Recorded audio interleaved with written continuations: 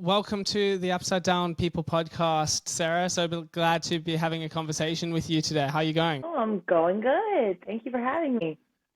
We're just talking before, and you're saying it's where you're at, it's pretty cold, or you're coming into the warmer weather. Where I'm at, it's pretty warm, and we're just about to go into the colder weather. But our colder weather is probably still your warm weather, I'm guessing.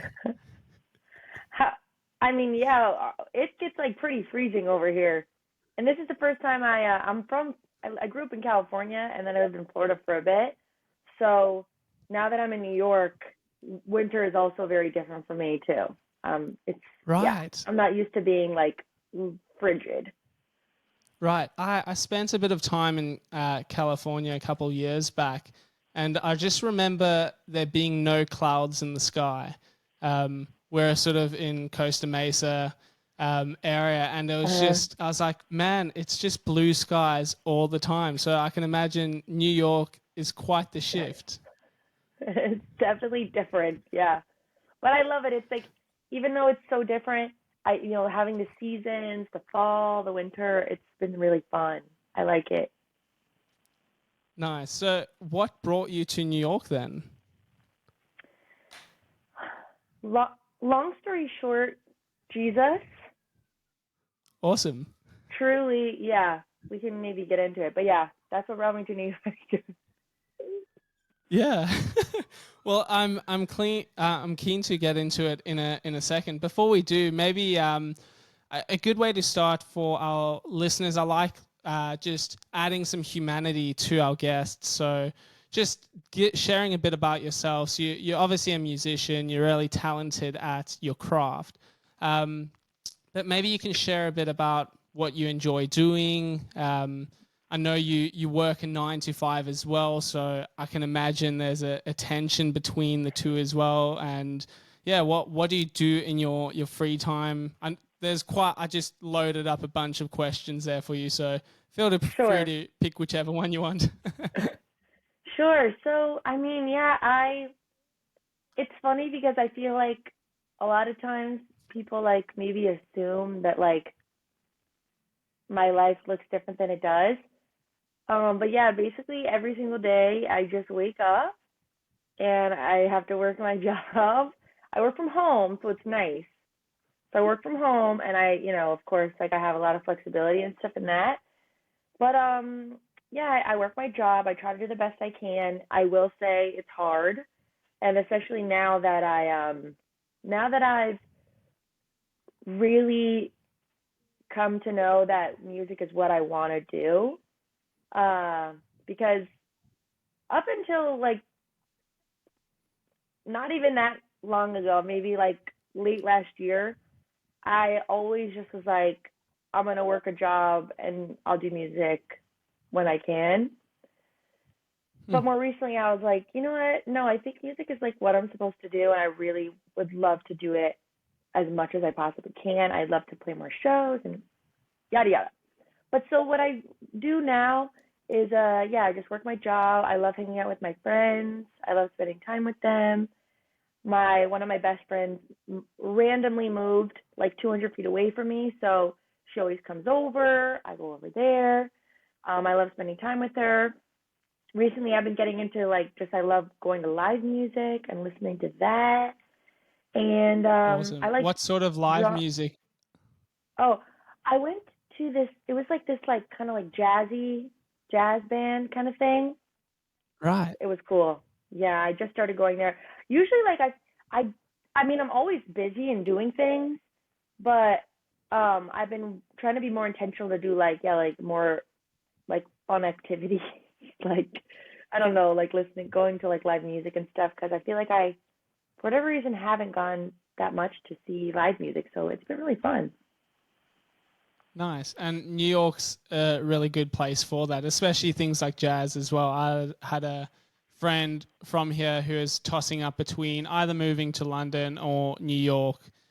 He's a jazz pianist and ended up moving to London. That's just because the visas from Australia to London are a lot easier. But he was just saying, like, the New York scene, he would just love to live there because there's so much more live events happening. There's so much. That's what else I love about New York is like truly you can just walk outside and find something fun to do. Like you don't even have to plan. Like you just walk around and then you find fun things. So that's what's fun about being here. You just always an adventure. Awesome. Love it. Love it. So you mentioned it's quite a God story moving over to New York. So let's dive into that. What does that look like? What did that mean to you? And it seems like there's a bit of faith involved as well. Yeah. So um, I grew up in California, lived a bit in Florida, went back to California. I moved around a little bit, but it was my best friend's dream to live in New York City. And I was always like, I don't know about that. I was like, I never wanted to live here ever. It was never in my mind. And actually, when we visited here, I was like, I would never live here. But for some reason, I was like, you know what? Why not? Why not just go try? We're like, let's just go for a couple months and then we'll come back to California. You know, it'll be fine. So we did that. But when we came back, we both separately were like, something doesn't feel right being back here in California. Like something just doesn't feel right. Feels like our time here is up because we also moved to California because kind of like a whole another God thing too. So, but I really was like, I really think that the next chapter is New York for whatever reason.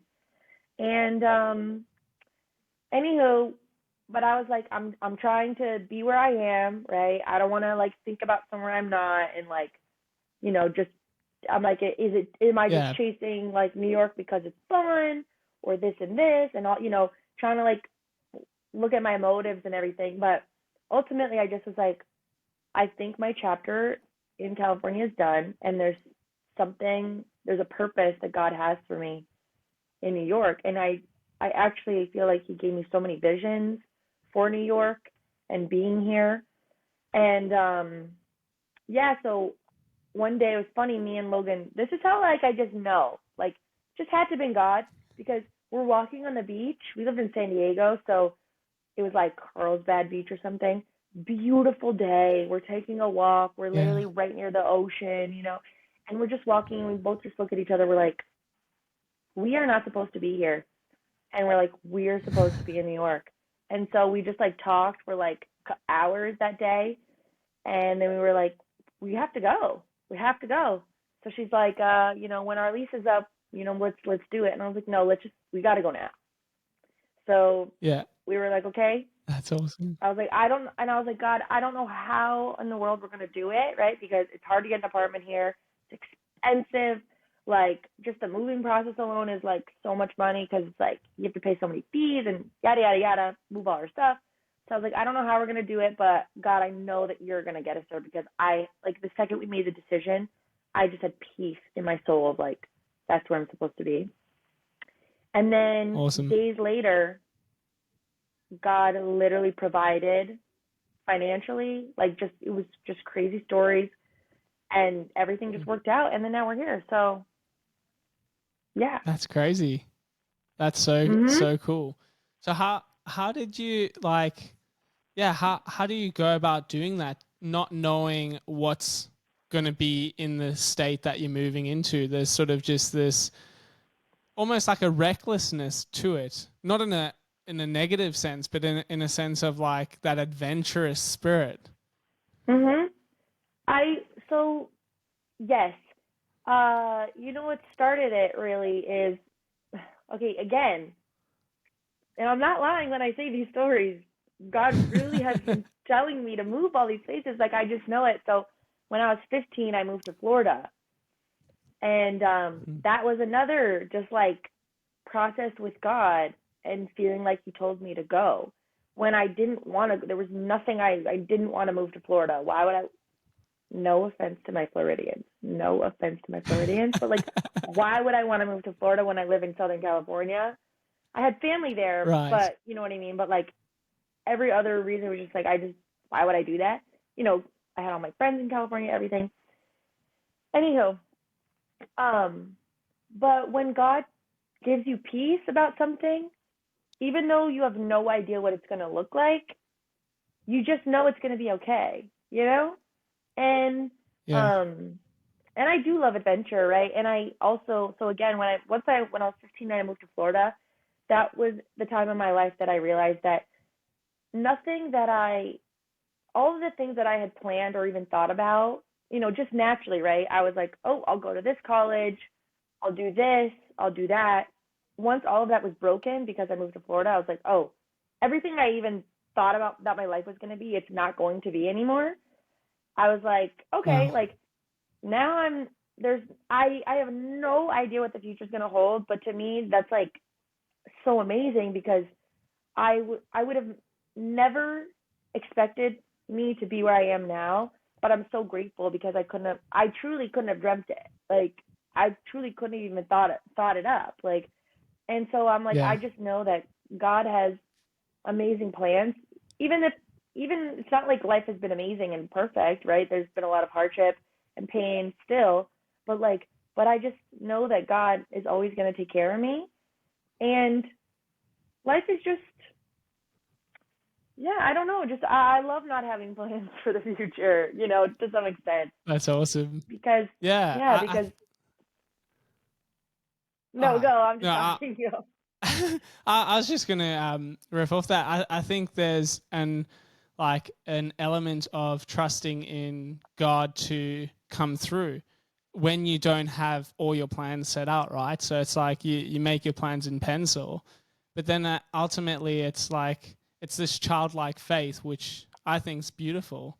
And I'm really thankful for Americans who hear the voice of God and take that adventurous step. Because similarly, my wife, who is from Indiana, so the Oh my gosh. Midwest, heard her similar story in the sense of like heard God saying, "Hey, you need to move across to Australia, to Perth, a place she had never been." Um, and her whole Whoa. family's in Indiana. Her family was like, "No, you need to stay," but she just had this overwhelming sense of peace. And they're like, "What are you doing?" Anyway, fast forward. I'm so glad she did move here because that way I met her and was She's the able to love of your marry her. life. And now it's like, yeah, that's it. So who How knows what God's wild. busy doing there? But I am so thankful for those stories of, hey, I'm not sure what the end of the story may be, but I just know I have a peace Mm. about this next step. So let's take it and see what God does. So I love Mm. what you're saying. Yes, and one of my favorite songs is "Let Go and Let God" by PJ Morton. If you haven't heard it, you should listen. But the lyrics go, Right. "Soon as I stopped worrying how the story ends, when I let go and I let God have his way. That's when things start Wow. happening." That's awesome. That's very cool. I love it. So obviously music's a big part of your life. And I think I'd love to know what got you into it. And then what challenges, you've mentioned a few challenges so far, but what challenges have you faced so far in staying in it and continuing to pursue it? Yeah, so I feel like my story's a little bit interesting. Like I I never imagined myself being a musician. Even now saying I'm a musician is like kind of funny to me sometimes because it's just so not what I ever thought I would ever be describing myself as. Like it's still wild to me. But yeah, so I grew up and I actually used to draw a lot. Like I used to I like pencil drawing, painting, whatever. And even then I never thought I would be an artist, but like it's just something I like to do. Right. And I was more so, like, okay, I'm gonna have some sort of career, just like the way kind of things, were taught to me. That's Yeah. what you do. But and I'm sorry, I have ADHD, so sometimes I lose my train of thought. Okay, so um, but yeah, so growing up, I also was very, very, very shy, surprisingly enough, because now I'm not shy at all. But I was very shy, like a little bit more timid. So like I didn't even sing in front of anyone until I was 17. Not my parents, like Wow. nobody. So like I went, you know, majority of my life. I'm only 27, so oh my gosh, I'm almost 27. So yeah, so singing for 10 years, 17 years not. But but yeah, so Wow. I was just again it long story short, when I was 15, when I moved to Florida, I just started writing in my room. Like I learned I had played guitar. I had lessons when I was a kid, but then I didn't want to practice, so I quit.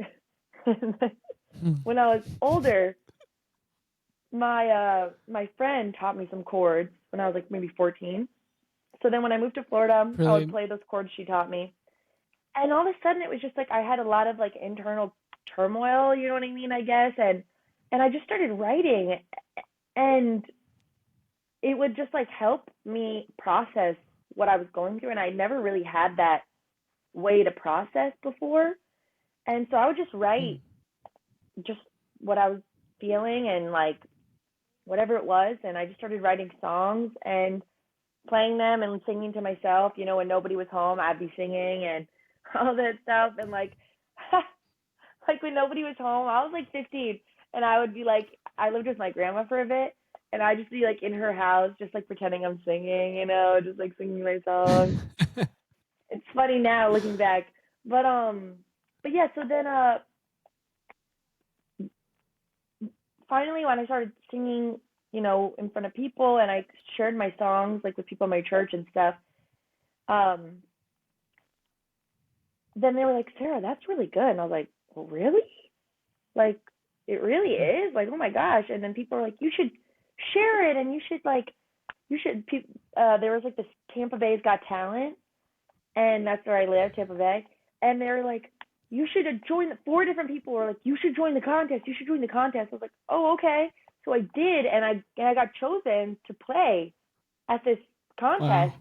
And it was the first time I'd ever done a show other than like I played two times at my church, and it was Yeah. that was my first performance ever, and I was so nervous. Oh my gosh, and I'm sure I did an awful job because I was so nervous.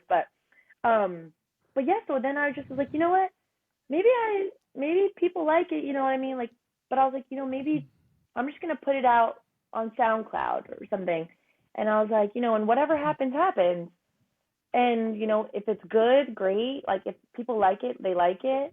And if God wants to do something with it, he will. But like mainly it was just like I just loved writing and having those and all my writing experiences, and even when I recording it was like these moments I would have with God, and so they were just special to me, just good moments.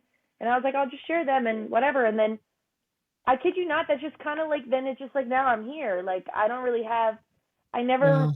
was I never was like I don't think of this like okay, like I want to be a musician and I want to be successful and I or whatever it is, or like it's just kind of something that I just started doing, and now I'm like okay, now I want to do it more, right? So obviously I'm being more intentional and everything like that, and there's steps that come with that. But Right. I don't feel like I've ever really changed. Like it's just like all right, this is just what I do, you know, like it. And so I don't ever think of like uh sorry. I'm remembering there was one time that okay, this is me being honest. This is me being honest. So for the most part I'm pretty chill, Great. right? Love it. But it's so funny though because once you sorry, I'm a little all over the place. Once you do start being a little bit successful, I guess, right? Or like maybe let's say people are listening, Right. I had to then battle it becoming something different, like it becoming about being successful or about numbers and people Right. listening to me. So this was like, so I think I had like almost 100,000 listeners at one point. Then it went down to like 50, and I Hmm. and I was on a walk with my best friend, and I was like, I'm washed up. Nothing's ever, you know, this is over. Like, and she looked at me and Oh, she literally goes, Sarah, first of all, she's like, when did it ever matter? And she was like, two, it's literally not about you, it's about God. And like, whatever, she was just like, awesome. you know, she's very direct, like, she's very helpful, like, this is the truth. She's like, stop Yeah. being dramatic. And like, this isn't about you and numbers anyways. She's like, since when does that matter? I was like, oh yeah, you're right. So Awesome. then after that, I was like, oh, whatever happens, happens. and I'm just here to serve God and to serve others.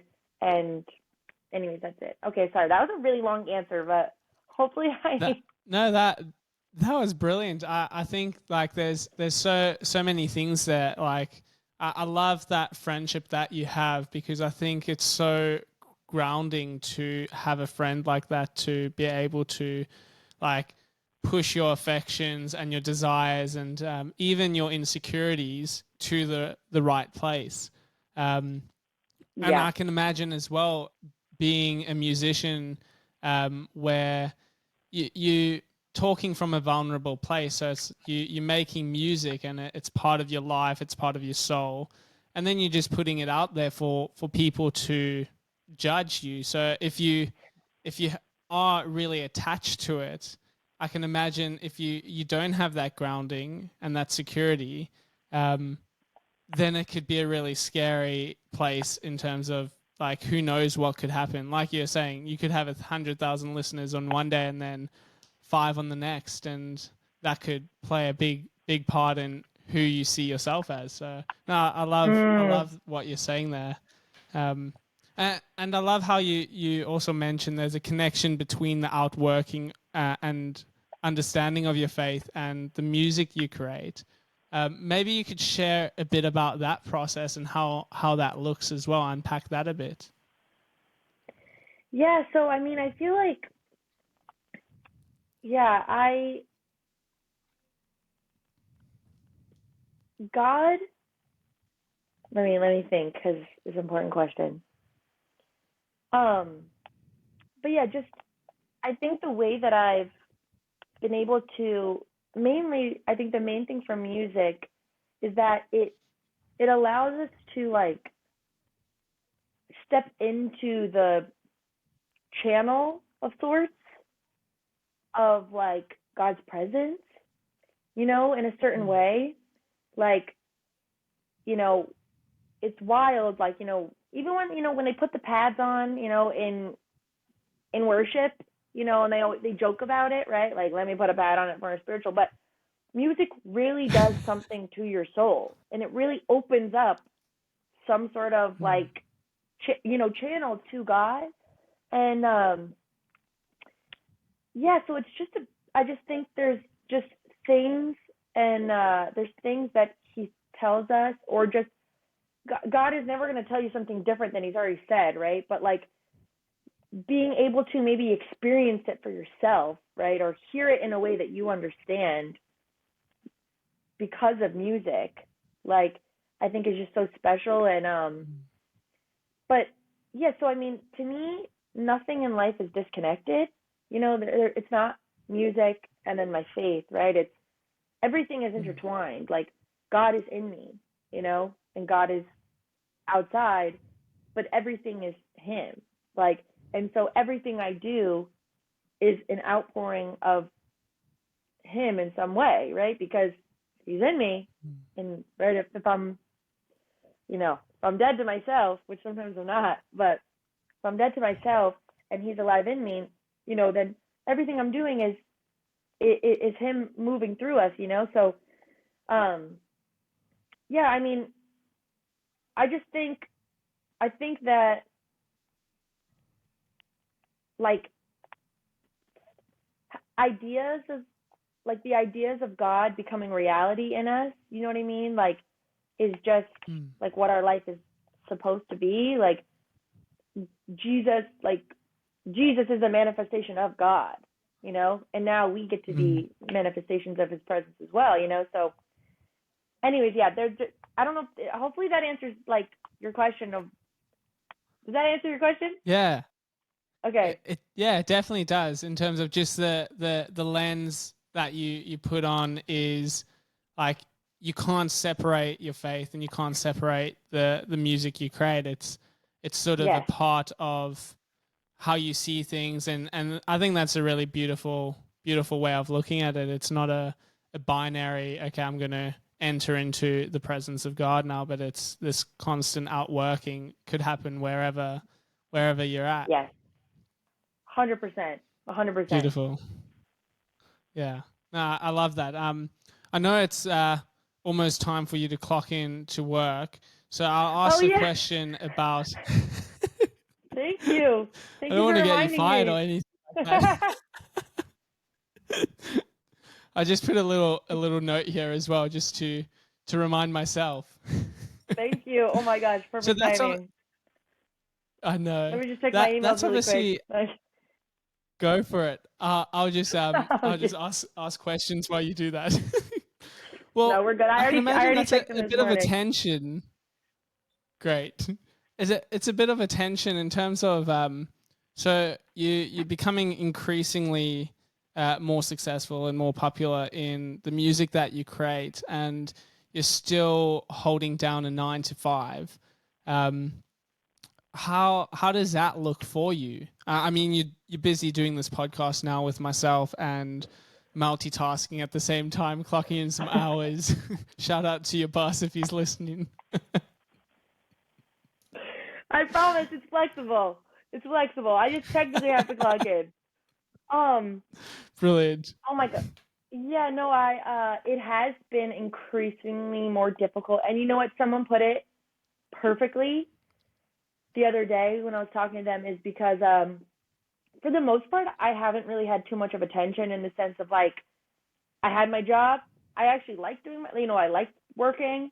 Like I like, I don't like working anymore, but I did like working. I liked having a task, and doing things. And I Yeah. almost liked how it was like a separate thought. Like, and then, when I'm working, I'm working.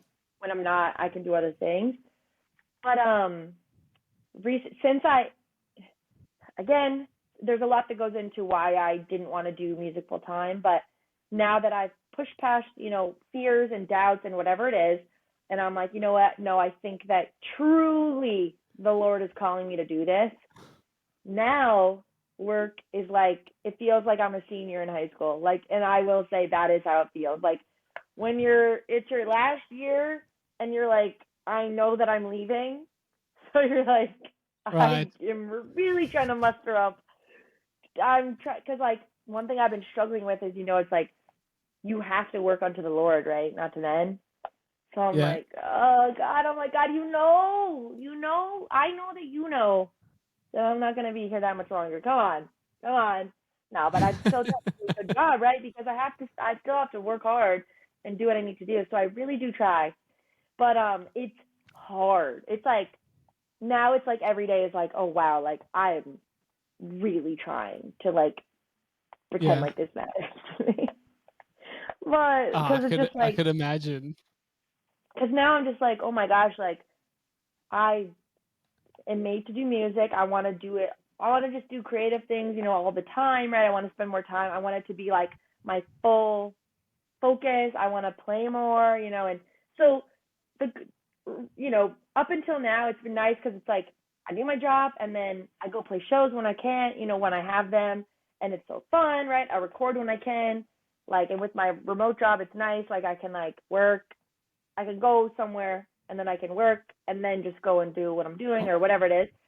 But yeah, it's been increasingly more difficult. So Yeah. yeah, yeah. So in terms of how long do you feel like you can keep it up for?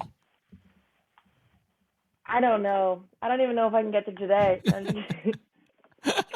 No, uh yeah, we'll see what happens. I might quit. No, I'm just kidding. I can't afford to quit, so I just have to like I have to do it until I don't need to. So yeah. we'll see what happens. There's been some exciting stuff I think kind of in the works, but the thing about being an independent artist is like, and just music in general, and like there's not one set way to do it. Everyone has a different story, Yeah. for the most part, and everyone also has different needs. Like living, like I could be a full-time musician if I didn't live in New York City, pretty much. But I do live in New York City, Right. and I also know it's where I'm meant to be. And it's funny because I was just in Nashville, and you know, my friends are paying like half of what I'm paying for like double Yeah. the It's a lot space. cheaper there. Oh my gosh! So like, I was like, I'm like, I could move to Nashville and I could be full time right now, or like, you know what I mean, or like, and I could have a whole studio and everything. But then I was like, but you know what? Even though that would be easier and practical, again, Right. God has brought me here. I know this is where I'm meant to be. I have peace in my soul. And so I'm like, you know what? I'm just enjoying the adventure and the journey, right? Because even when I'm able to quit my job, there's going to be another thing, that I'm waiting for, Yeah. or, like, it's not like that's going to be it, right? Once I quit my job, there's always going to be Yeah. something. So I'm like, I'm just going to enjoy the ride, enjoy each day, do the best I can. And when I can quit my job, amazing. But hopefully soon. I don't know. I don't have a timeline. I'm hoping soon, but we'll just see. We'll see. So then with the place that you're in currently, then what do you think God's teaching you, or what have you been learning with everything that you've been saying, the position that you're in? As far as I've learned a lot of things personally and things, music wise. And you know what? I guess they actually go together. What I've learned is that don't be afraid to move forward and to try, even if you don't know what the right next step is. So I feel like a lot of my life, if I didn't know exactly what the right thing to do was, I would just do nothing because I would just feel paralyzed, and like I don't want to do the wrong thing, so I'd rather just do nothing. But what I Awesome. recently is that actually me trying my best, even if it turns out not to be, even if I maybe fail in it, or maybe it's like, hey, maybe that wasn't the best thing I could have done, maybe I'll do this something else. But actually it's like there's no, I guess it's okay to make mistakes. When I made a mistake before, I would it would just ruin me. Like, and I would just be sad about it for like years. Like, oh, because I made a mistake and now, I'm not a perfect person kind of thing. So Yeah. I've been really coming to learn that it's okay if you find yourself, being like, oh, maybe that wasn't my best decision. But God can redirect you when you're moving in some sort of direction rather than you just sitting still. So that's what I've been really learning and trying to, overcome my fear of a failure or whatever it is. Even moral failure, like with things that are maybe not black and white. Like, can I just do my best moving forward? And then I know God tells us, we have the spirit to be like, hey, maybe you shouldn't be doing this. Maybe you do this instead. So like, I don't know, stuff like that. And so I've definitely just been less afraid to make a mistake, more open to just making my best decision that I know how. And then knowing that God's going to direct me and lead me on the right path. And it's all part of the journey, and you learn so much. Like, I've learned and grown so much from that, even truly it's only been the past maybe a few months. So maybe since like September. My life has radically changed because of that. That's awesome. Yeah. Yeah, I think that's a lesson that is so valuable to so many people, that how crippling fear is, and it sort of does paralyze you in the state of you unwilling to try something or give something a go because you're too afraid that you might fail. And then I heard someone saying a person who's not making mistakes is a person who's not trying anything. And then I loved what you're saying as well about how when you're stationary, you can't move. And I was chatting with a friend about decision making the other day, and how I'm pretty sure the Jews, the way they made, or their philosophy is, it's better to make a decision than to be indecisive and not make a decision.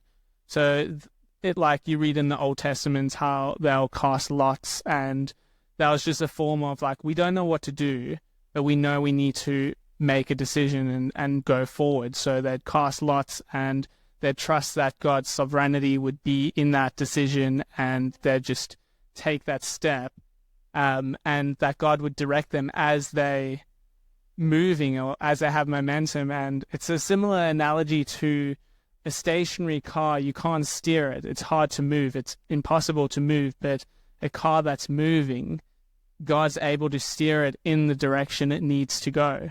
So I think like what you're saying is absolutely true. And yeah, it's something, I mean, it's a beautiful lesson to be learning despite the horrendous rent prices you're paying.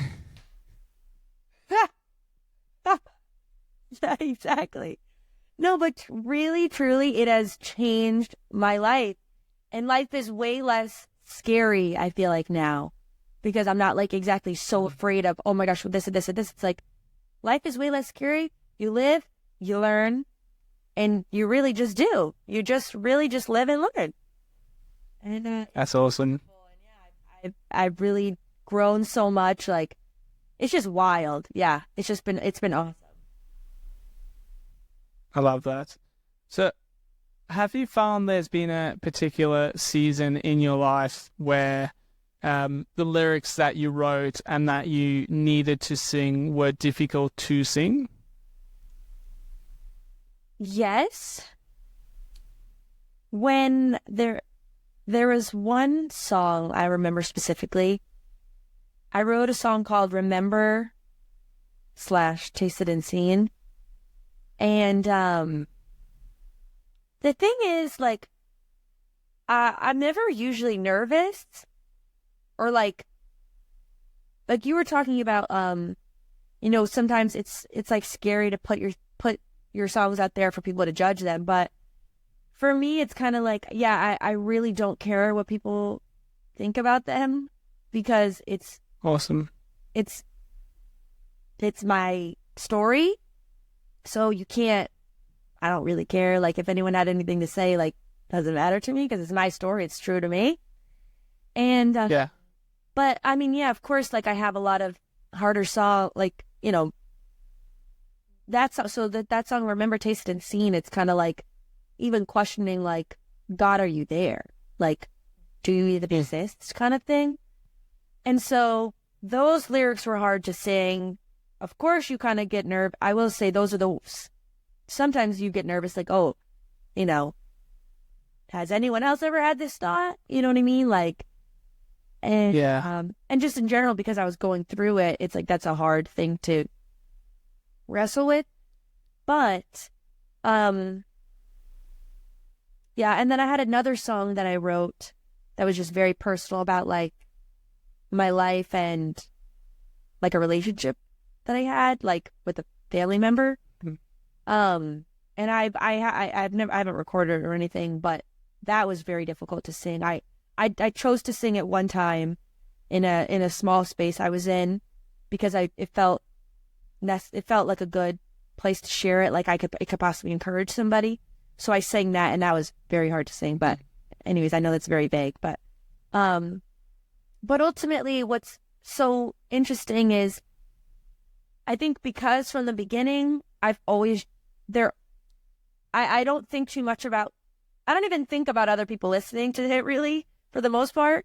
And so I've just always been very open and honest. It's like truly just my thoughts, my feelings, my experiences that I just write down and I record and I share. Mm-hmm. And the funniest thing about it is that, you know, you think, oh, maybe are people gonna, like, oh, are people gonna judge it, right? Are people gonna think this is too this, too that? But really, we all have very similar thoughts, you know, or experiences in some way. Like, a lot of my songs are about the hard things of following Jesus, you know, the doubting and maybe disappointment or whatever it is, right? But it's not like nobody's ever gone through that. And you know what I mean? And because of my music, I know that. Because of what people tell me. It's like everyone goes through really, really difficult things and difficult, like, times of confusion or doubt or whatever it is, or walking away from Jesus, whatever it is. Like, people go through this stuff, And if anything, I've learned that the more honest I am, that's what people connect to. You know, people don't connect to a fake version of you. They connect to you when you're being yourself, and that's just in life. And in music, you know, it's just been, just the most beautiful thing. So now I'm almost never, for the most part, I'm almost never nervous to share, because I know that at least one person, you know, I know that at least hopefully one person might be encouraged by understanding they're not alone in the way that they think or feel at that moment. You know, that we all, maybe, you know, at least I go through it too. And then obviously, hopefully, you know, the songs are also encouraging, because God always gives me encouragement by the end. You know, he never just leaves he never just leaves me like just alone and doubting. It's like there's always some sort of resolve, you know. So I always, you know, I'm like, even it can just encourage one person, then it's worth it. Yeah, that's beautiful. And so what do you wish more people would know about your songwriting?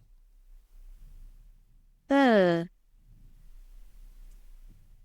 mean, I guess I love, like, all the people that I interact with, like on my Instagram and stuff. Like, I feel like we all have a good little bond going, and we understand each other to some level. I guess what would I want people to know more about my songwriting? I mean, there's nothing that crazy about it. I guess I try, like I talked about earlier, I think of myself, you know, what I've come to learn about myself is that I'm simply a channel for God to use, that he has something to say to us, and he's given me the giftings to communicate that.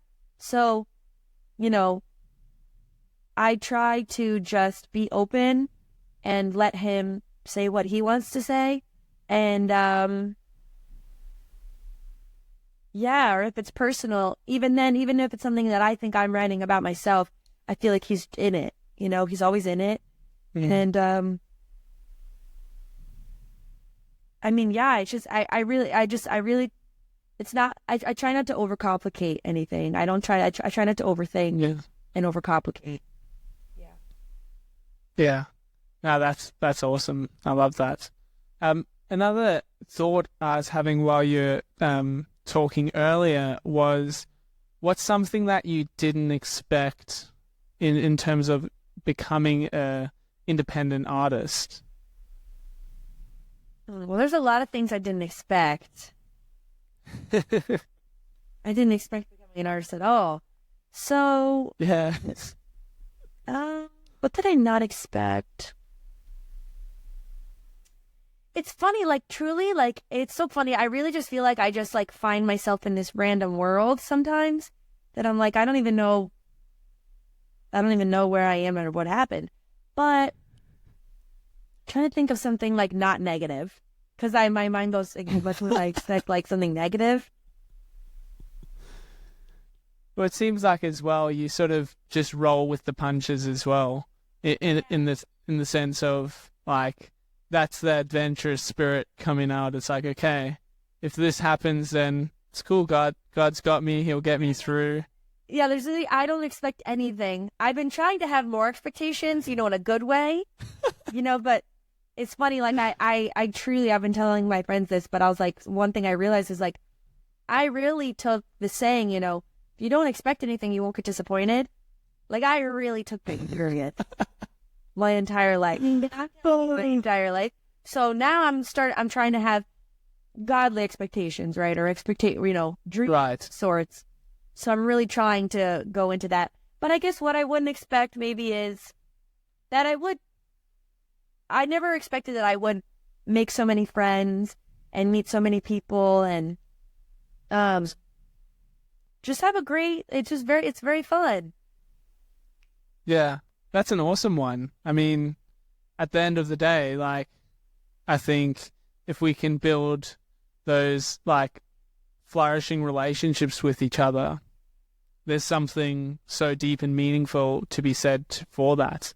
Human connection's so important, and I think it's something so many people, searching for and hope to find. And we're just really blessed to have that with God and to be able to find that in others as well. So I love that. So then on that, then what's been like a career highlight?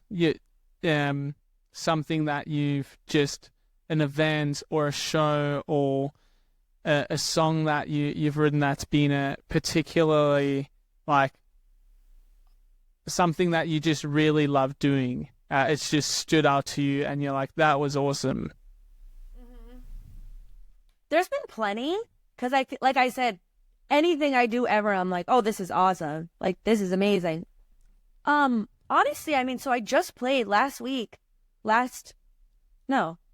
Saturday, so almost a week from now. I played a show in Nashville at the Analog with my friend No Big Deal. And awesome. That was cool because like I was like, I'm playing a show in Nashville, Tennessee. You know, again, it's like I'm thinking about this now even like, oh, I just played a show in Nashville, which is like, you know, iconic, right? Nashville. Right. Yeah. With a great friend who is just an amazing person and a wonderful musician. And it was a sold out show, like 325 people, which is a lot of people. I'm like, that might be I don't know the biggest show, but that's pretty good. Like, that's pretty big. And I just had so much fun. And even though I was actually really, really, really nervous for it because it's like, you know, professional production, you know, like, you know, and I was so nervous. And also because he's a rapper and I'm a singer. Right. So like, and even though I've been in those spaces before, it was like, I've never like opened for a rapper per se, you know, it was an unplugged. So I was like a little bit nervous about how I would be received, you know, or something like, are people just here to like be hype? And like, I'm very, you know, I got slow songs, but actually it was just the most amazing experience because every show and every day I'm getting more and more confident in what I do and like who I made to be, you know, and that I don't have to be anybody else than who I am. And it's still every day I still have to tell myself that, you know, as far as the music. But yeah, I just had so much fun and, you know, it was just like, it was a wonderful show, but yeah, so that was just, it was just fun, you know, but I have fun all the time at my shows, but that was really cool. And, I mean, that's awesome. Yeah. Another big one was when I opened for, an artist, Madison Ryan Ward, and she's just like one of my favorite artists. She's just incredible. And opening for her, I was like, oh my gosh, like this is crazy. I was so nervous because I just was like, she's so amazing. You know, she's so talented. She's so wonderful. And like the night before, Peter Collins, who's a singer, opened for her.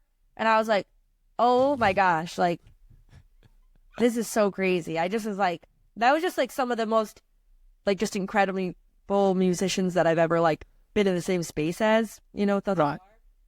So what does that look like?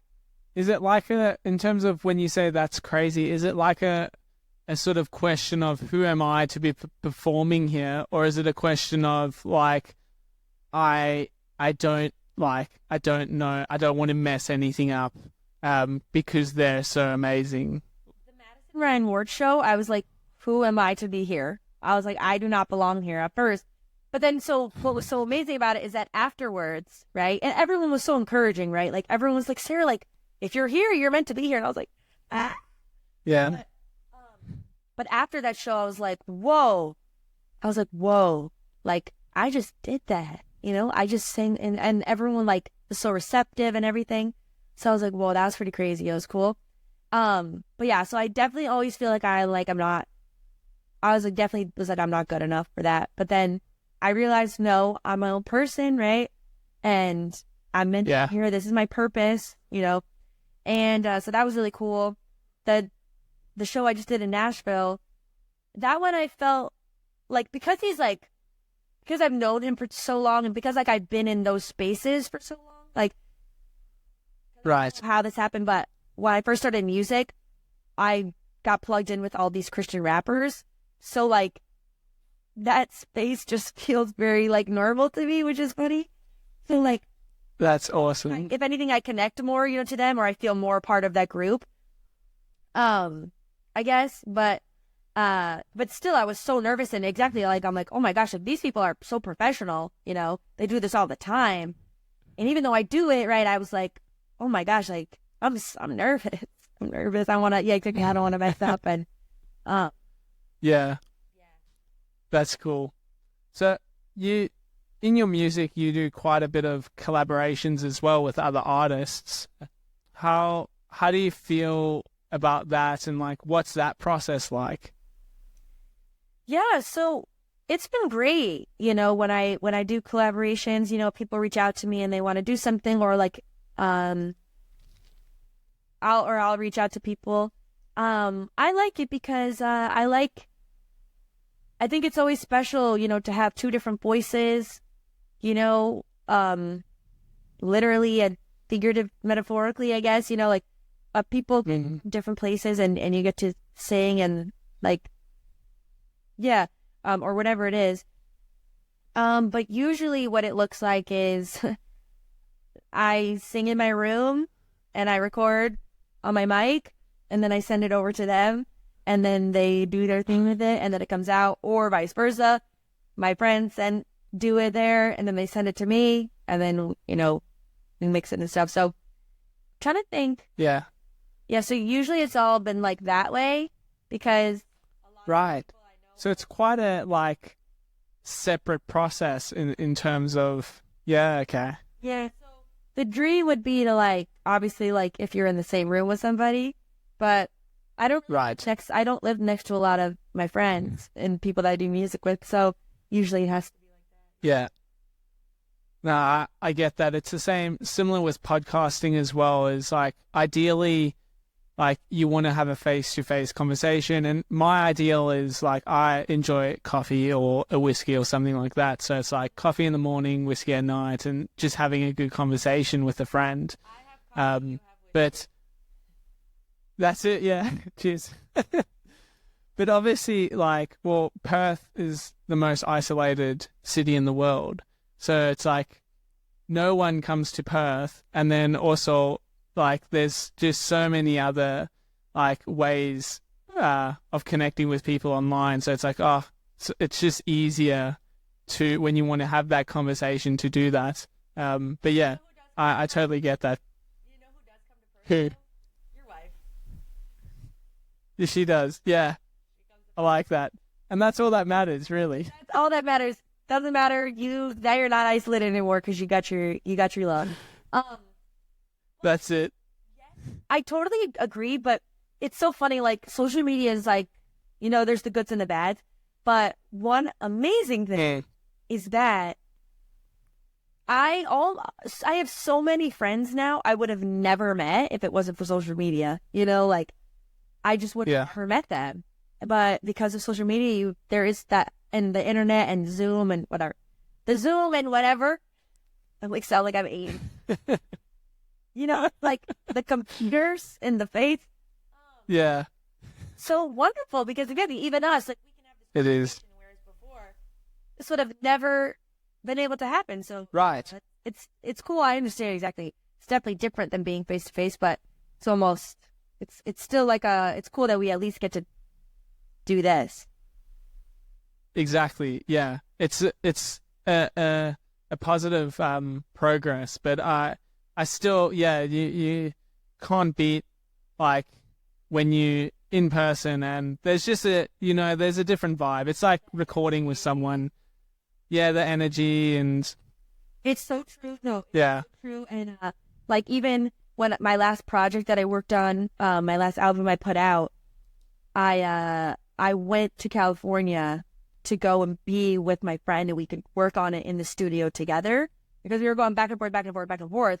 But like just being in the room together. Oh, and even I'm like getting chills out. Even like my friends would come in, like, and just be in the studio, and it was like the most beautiful experience to like be awesome music with people in the room. It was so fun. So yeah, I get it. Yeah, for sure. That's cool. Yeah. So with that, then I can still hear you. Thank God. Can you hear me? Yeah, I really done it. Take two. Who is there someone on your list that you just would be like, I would really like a dream artist that you just want to perform with or collaborate with? Well, one of my favorite vocalists of all time is Yeba / Abby Smith. Okay. Or PJ Morton, who I talked about earlier. Said earlier, yeah. PJ Morton. Those are just like, those like came off, those are like got into my mind right away. Like, and who knows? Yeah. You know, I'm letting myself dream though, because even though I'm like, oh, it's never going to happen, I'm going to dream. Maybe one day it's going to. Yeah. Like, I think their music is incredible and their vocal ability is just absolutely beautiful. And I just love listening to them. So if I could somehow sing or record something with them, I mean, that's like all-time dream. And if it happens, That's legit. we have it recorded. Yeah, we've got it down here. And then I'll sit down and hopefully do an interview with both of you guys and just see how that whole process was, because I'm sure it would be amazing. Yep. An amazing story attached to it as well. I love that. Play that clip. We'll play that clip. Yeah, brilliant.